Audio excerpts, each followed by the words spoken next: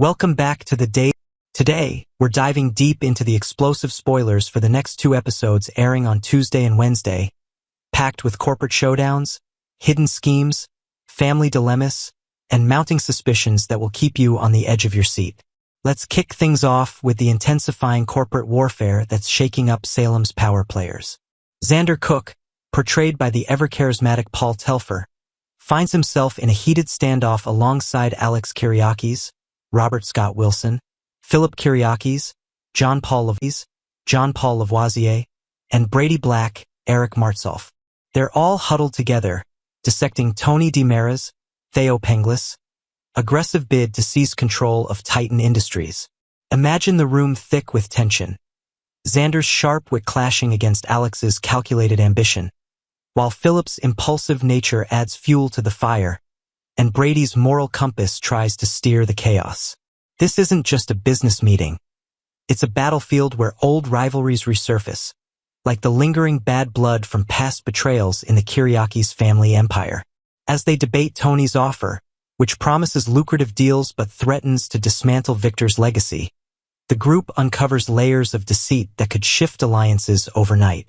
Will they unite against the DiMera threat, or will personal grudges tear them apart? The stakes are sky high, with Titan's future hanging by a thread, and fans can expect fireworks as these titans of industry reveal their true colors. Shifting gears to a more personal confrontation, Maggie Horton Kyriakis, Suzanne Rogers, steps into the fray with unyielding determination. She's not one to back down, especially when it comes to protecting her late husband Victor's hard-earned empire from what she sees as a predatory plot. Maggie marches straight up to Tony, her eyes blazing with resentment built from years of DiMera family manipulations that have scarred Salem's history.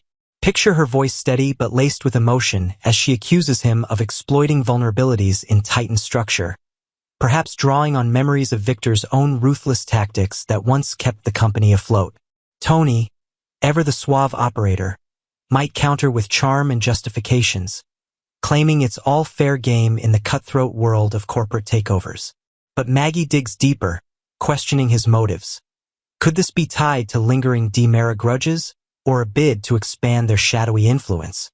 This encounter adds a heartfelt layer to the drama, reminding viewers of Maggie's evolution from a gentle farm girl to a fierce guardian of her family's legacy. It's a pivotal moment that could either forge an unlikely truce or ignite an all-out war between the clans. Meanwhile, intrigue brews in the DiMera camp as E.J. DiMera, Dan Feuerriegel, pulls Stephanie Johnson, Abigail Klein, into his web of plans. He's pitching the idea of launching a free clinic, positioning it as a benevolent move to bolster his public image, and he needs Stephanie's PR expertise to make it shine. But here's where things get deliciously twisted. Whispers suggest this clinic is merely a facade for a clandestine scientific organization lurking in the shadows. EJ could be diverting funds straight to these secret labs, funding experiments that echo the mad science legacies of his father Stefano. Stephanie, with her keen instincts honed from past scandals, might sense the deception right away, her mind racing through potential fallout like media backlash or legal entanglements. Inventing a new angle, perhaps EJ hints at groundbreaking medical advancements that could cure rare diseases, but at what ethical cost? This revelation forces Stephanie to weigh her career ambitions against her conscience, especially as her involvement could drag her into EJ's orbit of manipulation. The plot thickens when Chad DiMera, Billy Flynn, voices his growing concerns to Kat Green, Annalyn McCord, possibly linking her recent partnership with EJ to a web of risks that threaten their budding connection. Chad's protective nature shines through, adding emotional depth as he confides fears of betrayal or danger, drawing from his own history of DiMera family betrayals. On the romantic front, sparks fly between Sophia Choi, Rachel Boyd, and Brady Black, hinting at a storyline ripe with temptation and regret. Sophia's bold moves could be pushing boundaries, perhaps using her charm to draw Brady into a moment of vulnerability amid his ongoing struggles with addiction and family pressures. This pairing feels like a powder keg, with Brady's haunted past, think his turbulent relationships and recent heartbreaks, clashing against Sophia's fresh, ambitious energy. Fans might speculate on whether this is genuine attraction or a calculated play, especially as it ties into broader Salem dynamics. Adding a creative twist, imagine Sophia uncovering a hidden letter from Brady's past that reignites old flames, forcing him to confront emotions he's long buried. It's a subplot that promises steamy encounters and moral dilemmas, keeping viewers guessing about where loyalties truly lie. Diving into family bonds, Paulina Price, Jackie Harry, is all in on supporting Theo Carver's Tyler Andrews' bold decision to join DiMera Enterprises under his uncle Tony's wing. She's championing this as a golden opportunity for Theo to carve out his own path in the corporate world, perhaps envisioning him rising through the ranks with innovative ideas that could modernize the company. But the real question looms. Will Ib Carver, James Reynolds, share her enthusiasm, or will his deep-seated distrust of the DiMeras, stemming from decades of schemes that have targeted his loved ones, lead to a fierce objection? Eb might recall painful memories, like the time the DiMeras manipulated his son Theo's vulnerabilities, fueling his protective instincts. This family debate adds tension, exploring themes of ambition versus safety, and could lead to heartfelt discussions that strengthen or strain their bonds. Excitement bubbles over for Chanel Dupree and Johnny DiMera as they push forward with their adoption dreams, their optimism shining bright despite potential roadblocks.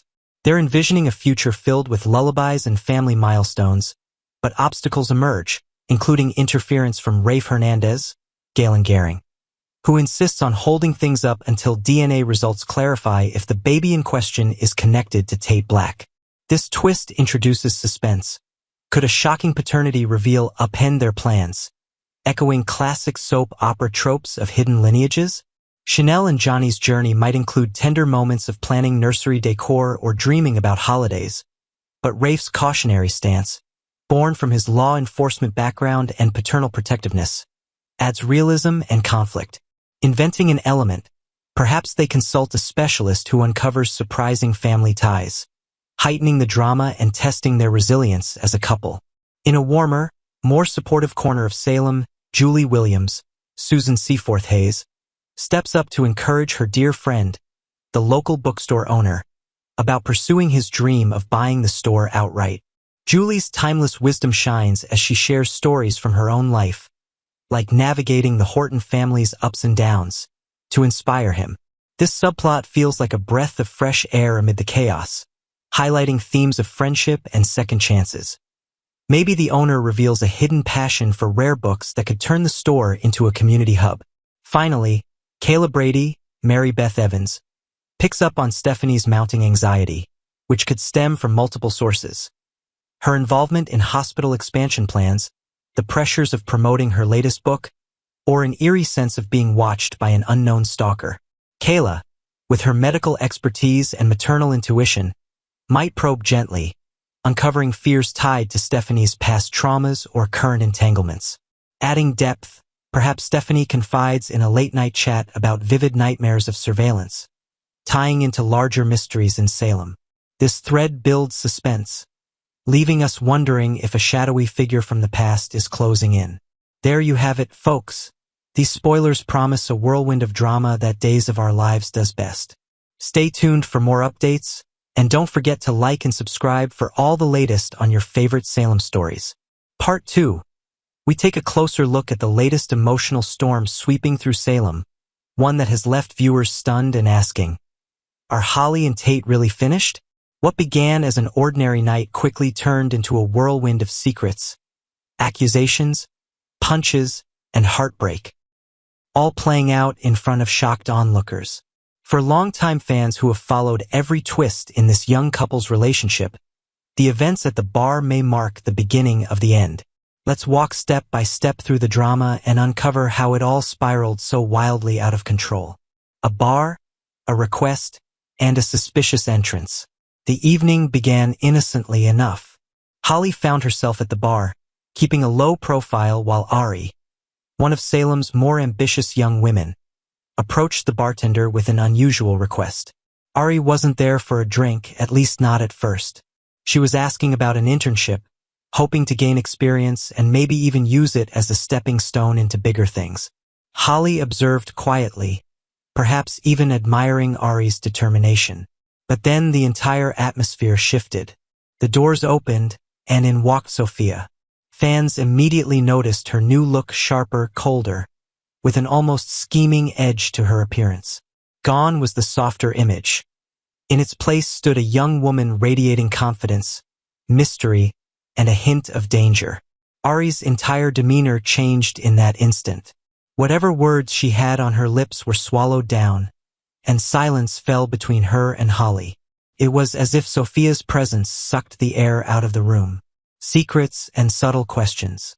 Holly, sensing the tension but unsure of its source, excused herself and hurried to the bathroom. Perhaps she needed space, perhaps she needed clarity, but her absence gave Sophia the perfect opportunity to pounce. Wasting no time, Sophia turned to Ari, her eyes narrowing with curiosity. She asked, in that quiet but sharp way only a schemer can, whether Ari had mentioned anything about being in Tate's room. That single question revealed volumes. Sophia wasn't simply making conversation. She was probing, fishing for details, and trying to find cracks in Holly's trust. Ari looked cornered, her nerves betraying her as she weighed how much to reveal. For viewers, this was a classic Days of Our Lives moment. One woman manipulating, another torn between loyalty and fear, and a third, poor Holly, completely in the dark. Tate under fire. Meanwhile, across the room, Tate was fighting a battle of his own. After a scuffle in the bar, someone had landed a punch, and Tate found himself stumbling backward, hands covering his face. Embarrassed and angry, he tried to regain control, but it was clear to everyone around that he was shaken. For a young man already walking on thin ice with Holly, this public humiliation couldn't have come at a worse time. And then, as if fate were determined to tighten the noose, Holly returned from the bathroom just in time to overhear. She caught the tail end of Ari's conversation, words about her and Tate being together. The implication was damning. Though Holly didn't know the whole story, the suggestion alone was enough to send her mind racing. Sophia strikes with shocking words. Sophia seized her chance like a predator spotting wounded prey. She leaned in, her tone dripping with false sympathy, and added a few apologetic remarks that only made matters worse. The things she implied about the previous night, vague but scandalous enough, were designed to rattle Holly's confidence in Tate completely. It worked. Holly's eyes widened with panic, her breathing quickened, and she fled the conversation before anyone could explain. This is where Days excels. In those moments where truth and lies blur, where intentions are masked, and where the audience sits on the edge of their seats screaming, "Don't believe her." But in that instant, Holly did. She believed just enough to let fear and betrayal sink in. Ari's guilt and Holly's breaking point.